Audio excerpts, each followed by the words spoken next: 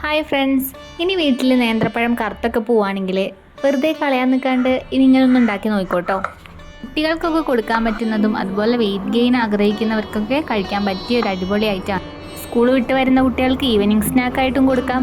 കാരണം പെട്ടെന്ന് ഉണ്ടാക്കാൻ പറ്റുന്ന ഒരു ഐറ്റം ആണല്ലോ, എന്നാൽ ഹെൽത്തിയാണ്. ആദ്യം തന്നെ പഴത്തിൻ്റെ തലയും വാലൊക്കെ മുറിച്ചിട്ട് പിന്നെ അതിൻ്റെ തോലൊക്കെ കളഞ്ഞ് വെക്കുക. പിന്നെ അത് ഹാഫായിട്ട് മുറിച്ചിട്ട് ഇതുപോലെ മുറിച്ച് വെക്കുക. കനം കുറച്ചിട്ടൊക്കെ മുറിച്ച് വയ്ക്കുക. ഇനി അടുപ്പത്തേക്ക് ഒരു പാത്രം വയ്ക്കുക. ആ പാത്രം ചൂടാകുമ്പോൾ അതിലേക്ക് ഒരു സ്പൂൺ നെയ്യ് ഒഴിച്ച് കൊടുക്കുക. ആ നെയ്യ് നന്നായിട്ട് ചൂടായതിന് ശേഷം ഈ നമ്മുടെ പഴം അതിലേക്ക് ഇട്ട് കൊടുക്കുക കേട്ടോ. ഇതിനൊരു മീഡിയം ഫ്ലെയിമിൽ മെയിൻറ്റെയിൻ ചെയ്താൽ മതിയേ.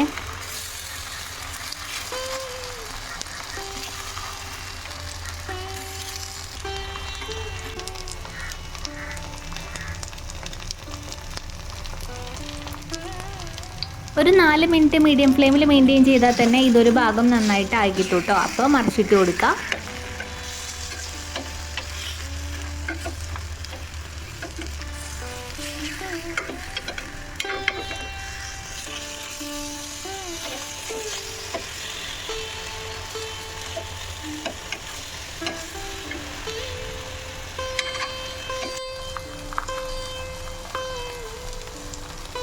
മറ്റേ ഭാഗവും ഇതുപോലെ റെഡി ആയിട്ടുണ്ടെങ്കിൽ ഇനി സ്റ്റവ് ഓഫ് ചെയ്യാം.